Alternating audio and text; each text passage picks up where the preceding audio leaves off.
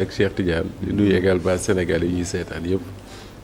waaw ñu ngi lay fay bu baax. maa ngi lay fay bu baax. ñu tàmbaleeg. lii rek stress la décryptage la.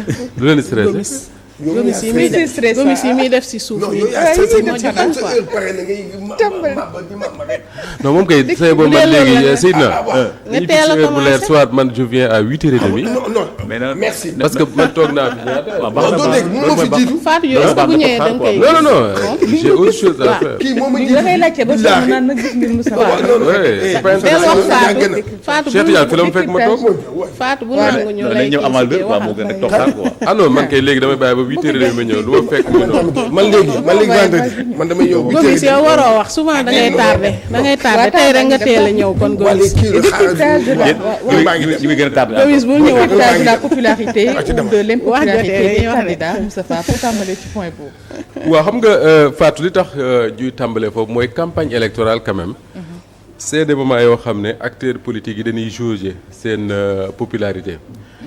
Souvent dañ naan campagne électorale c'est comme un match de football. Ki nga xam ne mooy l'outsider ki nga xam ne moo gën a néew doole moom la public bi di am tendance gën a tàccu. mais soo xoolee Sénégal suñu élection yi ni muy demee boo xoolee présidentielle bu 2024 yàggul dara. boo ko comparé ak li am nii présidentielle da nga doon gis ay forces yu bari yoo xam ne même bu ñu tolloowul doole mën na impacté ci compétition bi. je veux dire que boo daan xool campagne bi da ngay gis Bassirou Diomaye Faye di campagne de son côté mbooloo mu bari di ko topp. nga gis Ousmane Sonko di campagne de son côté même si s'ils étaient dans le même camp mbooloo mu bari di ko topp. nga gis Amadou Ba doon campagne mbooloo di ko topp yeneen candidat mais cette fois-ci soo xoolee campagne bi en tout cas man je regarde pas le journal de la campagne ni ko RTS tege mais après damay dem si YouTube di ko toppaat ndànk-ndànk. mais damay gis ne y a un ou deux caravanes. qui font foule mais tout le reste soo ko xoolee tu as l'impression que ne campagne électorale amul. et loolu dafa am yoo xam ne moom moo ko jur je pense. bi ci topp bi ci njëkk mooy la liste du parti au pouvoir muy le PASTEF. ki ko jiite déjà Ousmane Sonko ci boppam man jàpp naa ne tey bu da doon jauger moom popularité am. man na ne. li mu populaire woon il y a quelques années ci ginnaaw bi mu nekkee premier ministre dafa yokk mais wàññeekuwul. ça je crois que c'est le constat bi ngay def. ndax bu fekkoon ne mbooloo mi ko doon topp dafa wàññeeku. da ngay jàngat nga ne xëy na l'état de grâce bi nga xam ne mooy accompagner un nouveau pouvoir moo ko commencé di bàyyi. mais damay am impression que ni mbooloo bi mu doon traîner il y a quelques années ci ginnaaw dafa yokk mais wàññeekuwul. su may xool en tout cas image yi may seetaan tous les jours. beneen bi mooy Fatou boo seetloo Ousmane Sonko c'est sa première élection nationale bu mu bokk moom. depuis 2019. depuis 2019 Ousmane Sonko bokkul ci une élection nationale. parce que dafa def la présidentielle de 2019. jóge ca 2022 élection locale nekkoon na candidat mais à Ziguinchor. C'était pas une élection nationale, il était candidat à Ziguinchor. Même s'il a battu campagne pour les autres dans les autres localités du pays, mais moom il était candidat à Ziguinchor. 2022 Ousmane Sonko moo battre campagne diriger la campagne de Yewwi Askan Wi mais dañu fàtte il n'était pas candidat. parce que moom moo waroon a diriger la liste nationale mais après dañ ko retoquer exclure les titulaires bàyyi fa la liste des suppléants. donc Ousmane Sonko élection boobu daf ci battre campagne mais bokku ci woon. élection présidentielle bu 2024 Ousmane Sonko battre na campagne mais il n'était pas candidat. 2024 bi ñu jàll il n'était pas candidat. donc c'est la première fois depuis 2019 que Ousmane Sonko di battre campagne pour une élection nationale boo xam ne il veut être élu. wala il peut être élu. mais pour le reste daawul nekk candidat. loolu également dafay jouer sur le fait que y a beaucoup de gens yoo xam ne. dañ ko yéene mu falu te voté nañ ci ay élections yoo xam ne moom moo tax ñu voté alors que moom bokku ci woon. loolu dafay wane un peu la popularité du bonhomme. soo jëlee maintenant yeneen yoo xam ne da ko expliquer. mooy tey Fatou il faut nga jàpp ne li nga xam ne moo dal Benno l'opposition actuelle. man damay jàpp ne c'est les conséquences des erreurs ou fautes politiques de Macky Sall. pourquoi? parce que en 2024 su fekkoon Ousmane Sonko moo nekkoon le candidat de PASTEF à la présidentielle imaginez loolu mu gagné élection yi heure bi mu nekkoon président de la République kon Ousmane Sonko du bokk ci élection yi.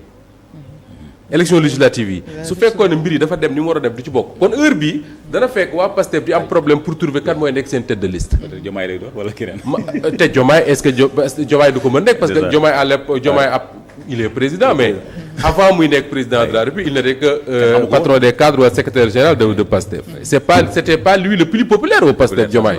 ay ñoom Guy Marius Sagna ak yooyu ñoo gënoon populaire ñoom El Malick tout ce que tu veux.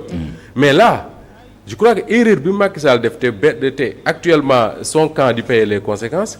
mooy non seulement il a permis à Ousmane Sonko de battre campagne à la présidentielle de 2024 ba fal Diomaye mais cette fois-ci il bat campagne pour falu moom boo seetloo en 2000 Seydina Ablaye Wade bi mu faloo nekk président de la République waa PDS war a dem élection législative dañu amoon problème pour kan mooy nekk seen tête de liste ak kan mooy diriger la campagne et d'ailleurs à l'époque le conseil constitutionnel dafa génne woon benn décision wax ne président de la République photoom kenn du ko def ci élection législative président de la République fan la waa PDS mujj dañoo mujj jël photo takk ndeer Ablaye Wade def ko ci affiche. C'était en 2001. Exactement, c'était en 2001. Cette fois-ci tey imaginez le bu Ousmane Sonko nekkoon président de la République bu Sénégal du bokk ci élection yi et man gëm naa ne kon moment bii son camp dinañ am problème pour xam kan mooy nekk tête de liste kan mooy diriger campagne bi. parce que boo ko génnee moom ñu war a diriger campagne dans son camp dina indi jafe-jafe. alors l'impression que ça donne maintenant booy seetaan campagne bi. tu as le camp de Pastef dirigé par Ousmane Sonko qui finalement sooy xool campagne bi rek tu as l'impression que day écraser li ci des yëpp defe naa maa ngi dégg Seydina di wax suba quelque chose comme ça day écraser li ci des yëpp est-ce que loolu nag maintenant dina feeñ ci élection yi le 17 c'est ce qu'on verra Inch'Allah. c'est ce qu'on verra et l'analyse des différents discours de campagne yi nga xamante ne ñu ngi koy gis ci jamono bi. oui man foofu laa dul d'accord trop. ak sama ay naataangoo yu bari. ay confrères ak i chroniqueurs. parce que da ngay dégg très souvent ñu naan campagne bi le niveau est très bas. waxuñu fii lu am solo dama koy dégg. parce que su fekkee ne yow da nga yem ci seetaan campagne bi ci les réseaux sociaux. dagg-daggat yooyu ñuy daggat mais nit ñi li ñuy daggat mooy li leen di reeloo ak des choses qui apportent des vues comme on dit. mais soo xoolee campagne bi yëpp man il m'arrive ma toog guddi. di seetaan ay discours campagne ba 2 heures du matin. mais da ngay dégg nit ñuy wax yu am solo. mais le problème que man personnellement may am mooy y a 41 listes. 41 listes su ma toogee fii ne ñëpp lay déglu damay wax lu may neex loolu amul. damay yenn saa yi ma tombé ci koo xam ne xaw ma ko ma ne tiens. tombé naa ci benn waaye buy campagne yor benn dàll je me suis dit que ni kii affaire cordonnier lay wax waaw ma taxaw déglu ko y a personne autour de lui vraiment personne mais li muy wax c'est intéressant yu mel noonu dama ci tombé mais bu dul loolu c'est peut-être injuste ce que je vais dire Fatou mais da ngay obligé di seetaan ñaar wala ñett parce que c'est les plus populaires da ngay seetaan Ousmane Sonko seetaan Takku Wallu seetaan Sàmm Sa Kàddu seetaan Amadou Ba mais sooy seetaan ñooñu noonu ñuy wax damay jël par exemple pour analyser un peu les discours de campagne yi ma jot a dégg dama gis Barthélémy Diaz bi muy def l'ouverture mooy li ñuy enregistré RTS mu wax quelque chose qui me semble intéressant dafa wax ne ci campagne bi ñu jëm waa Sàmm Sa Kàddu dinañ wax lan moo tax ñoom ñu jàpp ne dañ leen a war a jox majorité à l'Assemblée donc man li may xaar mooy durant cette campagne là ma dégg leen ñu expliquer seen contrat de législature lan moo tax ñu war leen jox majorité. deuxième ou troisième jour de campagne ma seetaan déglu Pape Djibril Fall mu wax ci même coalition bi. et loolu dama ne peut-être c'est le jour la déformation du journaliste bi mu doon moom Pape Djibril moo indi loolu. wala au niveau de la RTS. le montage aidé wu leen te bu ñuy monter. candidat enfin mandataire day taxaw wax ne lii ak lii lañ bëgg ñu tegal ko. mais écoute bien ce que je vais te dire Fatou yow mi nga xam ne da ngay journal. ils ont 3 minutes. pour dire aux Sénégalais lan moo tax ñu war leen voter. Pape Djibril Fall 3 minutes yi pratiquement 2 minutes ou 2 minutes 10 2 minutes 15 secondes. mi ngi ko utiliser pour raconter ñi ñu demoon seeti. maanaam dem nañ Kër Laayeen dem nañ Famille Tall dem nañ seeti Maodo Sy Dabakh or bi muy wax loolu les images RTS mi ngi wane visite yi donc man le professionnel que je suis dama naan mais jërul wax parce que quand je regarde le journal de la RTS tu as 3 minutes man maa ngi gis ne kii Serigne Maodo Sy Dabakh la Barthélémy Diaz mi ngi toog Anta Ngom mi ngi toog Pape Djibril donc dem ngeen seeti leen gis naa leen Yoff Layeen donc tu n'as pas besoin de prendre 2 minutes pour me raconter fu nekk fu ngeen dem et ça pose problème à nos hommes politiques beneen bi mooy qu'est-ce qu'il fait Pape Djibril bi mu paree ci loolu mu ne suñu permanence bii ñu attaqué acte criminel la on montre les images de la permanence bi ñu attaqué et tout mais man j'ai pas besoin qu'on me dise parce que maa ngi seetaan xam naa ne dañ ko taal nangam ak nangam bi mu demee ba 3 minutes des 10 secondes écoute bien ce que je veux dire. 3 minutes des 10 secondes. ci la Pape Djibril Fall doog commencé wax lan moo tax ñu war leen voter pour ñu dem assemblée nationale. Ça, quand tu fais une campagne, quand tu as des professionnels de la communication autour de toi, dañuy attirer sa attention ci loolu. C'est tout le contraire. Quand tu regardes par exemple la campagne de Ousmane Sonko, je ne sais pas ba xam seetaan nga les résumés que la RTS fait. Xaw ma ne ba xam RTS moo ko jox le meilleur monteur, xaw ma je n'en sais rien. Mais en 3 minutes, le gars tac il te dit tout ce qu'il a à te dire. Bien sûr. En 3 minutes. Et ils mettent différentes étapes de la visite et de la campagne. Et ça, il faut d'abord un bon monteur, comme tu en as peut-être à Walf, mais il faut également un bon communicant pour mën a taxaw ne lii lañ soxla. Ça, on n'a pas besoin de le dire parce que quand tu regardes par exemple le journal de la RTS, il y a beaucoup de pics de Ousmane Sonko yu muy lancer l'opposition. Mën nga ko seetaan dans les réseaux sociaux, mais sooy seetaan le journal de la campagne, yaakaaruma nga gis ko. Il est dans l'essentiel. Nga jël par exemple Takku Wallu Seydina wax na ko ci suba boobu maa ngi toog fii pour vous dire que teel naa yegg si mais Takku Wallu tey seen handicap premier bi ñu am tey c'est l'absence de Macky Sall.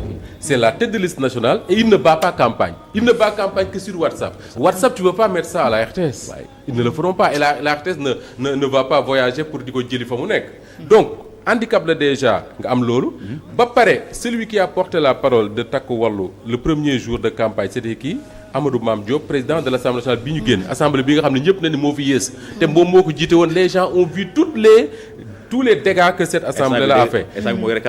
Oui, et quand Amadou Mame Diop prend la parole fii ni RTS qu'est-ce qu'il nous dit que ni 7 mois yi dafa wane ne gars yi mënuñu il faut ñu rectifier il faut ñu corriger te am nañu occasion corriger le 17 novembre et man les hommes politiques sénégalais Seydina franchement parfois dama leen déglu j'ai des problèmes ak ñoom bu ñu doon xool tout rek l'histoire politique l'histoire récente du Sénégal de 2000 à maintenant sénégalais amul benn yoon bu ñu falee un président de la République élection législative ñëw ñu ne dañoo juumoon nañ corriger amul donc leur dire que da ngeen a juumoon nañ ko corriger c'est parfois même am na ñoo xam dañu koy dégg un manque de respect et da ngay dégg les hommes politiques surtout de l'opposition dégg naa ko ci Barthélémy Diaz dégg naa ko ci Pape Djibril Fall dégg naa ko ci Amadou Mame Diop tout leur discours c'est de dire yéen kat da ngeen a faloon ñii le 24 mars à 54,28% defe naa mais da ngeen a juumoon mais tu es qui Fatou pour dire aux Sénégalais da ngeen a juumoon kaay leen corriger benn un peuple qui non mais non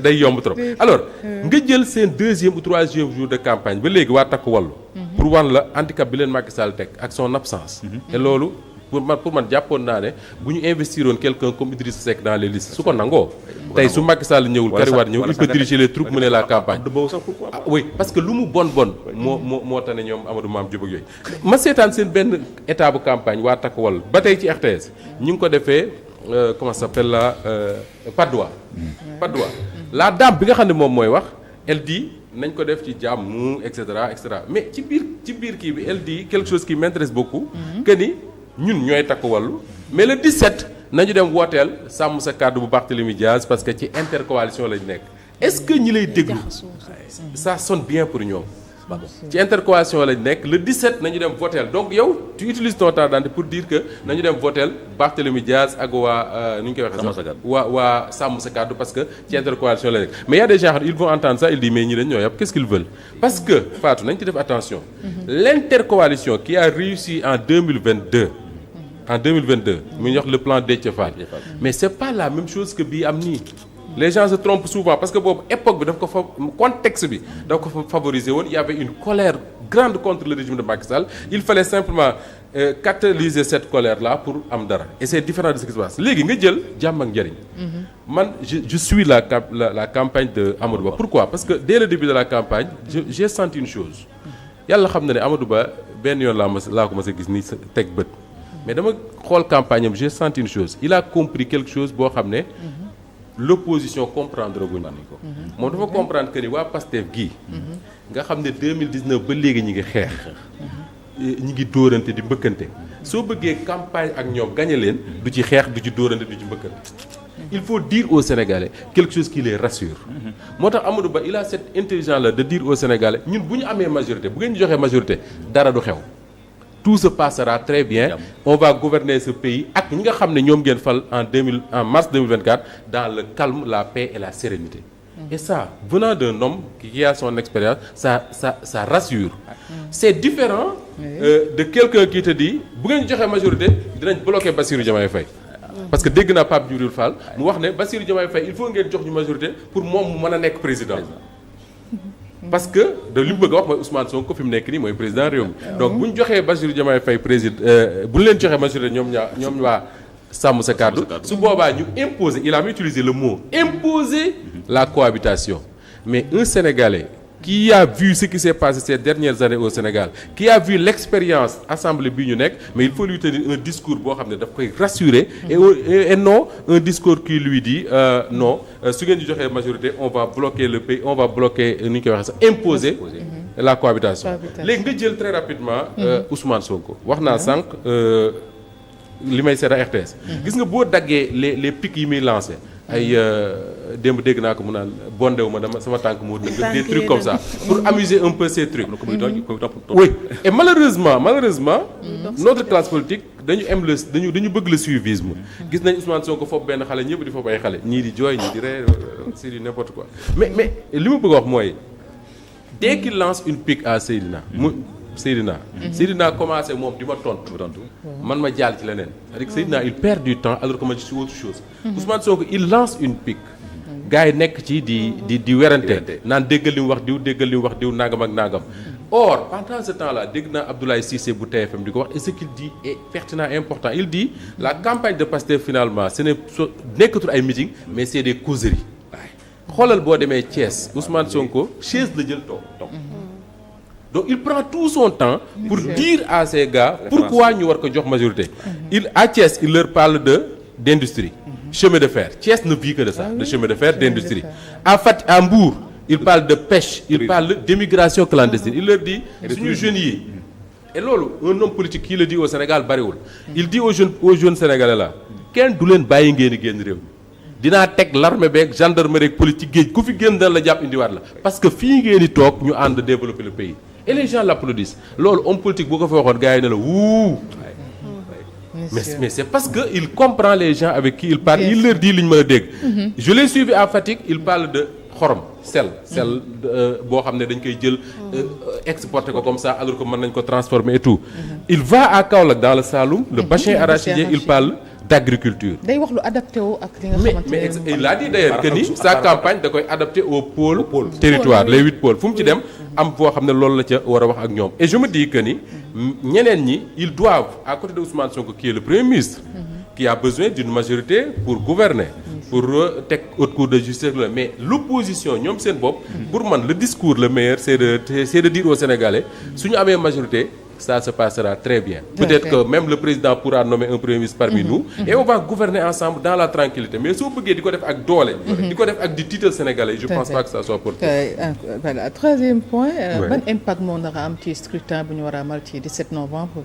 Alors c'est difficile Fatou nga seetaan une campagne ne résultat élection yi nii lay demee parce que une élection ça se gagne pas dans une campagne bi nag mën na nekk lu décisive mais une élection il y a beaucoup de paramètres yoo xam ne mooy nekk en jeu mais man li ma ragal et j'ai la même crainte que Seydina bi ma koy déglu sànq mooy ñu am une assemblée presque monocolore c'est-à-dire que assemblée yoo xam da nga fay am une majorité vraiment écrasante de Pastef su ma xoolee ni campagne bi demee lenn laa yaakaar ne war na mën a sauver l'opposition mooy la coalition takk wàllu bi Macky Sall jiite xam nga lu tax parce que Abdoulaye Wade dafa am ay électeurs am yoo xam ne fii ba àdduna tukki il va les garder c'est des électeurs de Wade Macky Sall qui était ancien président de la République jusqu'en 2024 mars 2024 mënoo ne ñi mu àndaloon ñëpp bàyyi nañu impossible il y a des gens qui lui restent fidèles et ñooñu peut-être je dis bien peut-être mën nañ permettre cette coalition là takku wàllu ñu gagner 1 2 voire 3 départements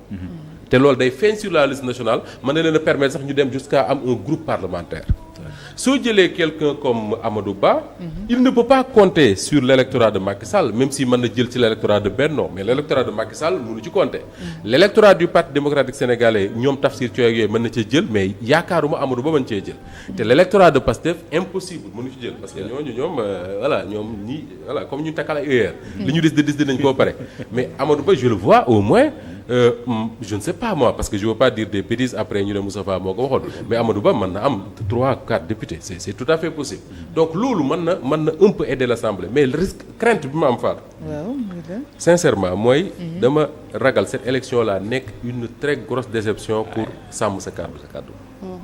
Une très grosse déception pour sàmm sa kàddu. parce que mooy ñoom Barthélémy. S'ils réussissent à gagner Dakar.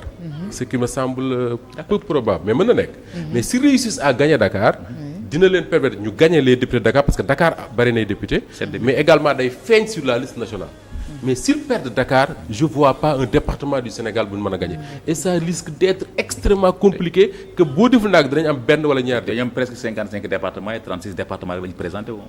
et merci Seydina ils ne sont pas partout. donc takk wàllu ça risque d'être compliqué ba pare bokk ci ne seen début campagne l'affaire Bougane Gueye Dany daf ko parasiter c'est-à-dire que les gars dañu départ comme athlète bu ñu jox ñuy daw ñu defar leen am nañu koy tuddee Cheikh Tidiane handicap am na lu ñuy am na ay courses yoo xam dañ lay defal handicap takk la loo xam ne voilà mais ñii dañu am handicap bu ñu traîner mooy gars yi dañu départ dem ñoom ñu taxaw di wax waxu Bougane Gueye Dany di lijjanti mbiru Bougane Gueye Dany donc les gens sont partis 2 ou 3 jours avant ñoom donc ça risque d'être compliqué pour la coalition Takku Wallu mais tout ceci on verra ce que ça va donner le 17 novembre c'est encore loin les gens ont le temps de faire de la campagne et puis d'expliquer benn bi ñu jeexati loolu mooy le taux de participation si les Sénégalais votent comme ils ont voté à la présidentielle c'est-à-dire que ñëpp génn voté ji doo ça risque d'être compliqué pour les coalitions de l'opposition parce que le vote si le taux de participation est élevé le quotient bi ngay am pour am un député dafay gën a yokk et lu mu gën a yokk di gën a jafe pour les partis d'opposition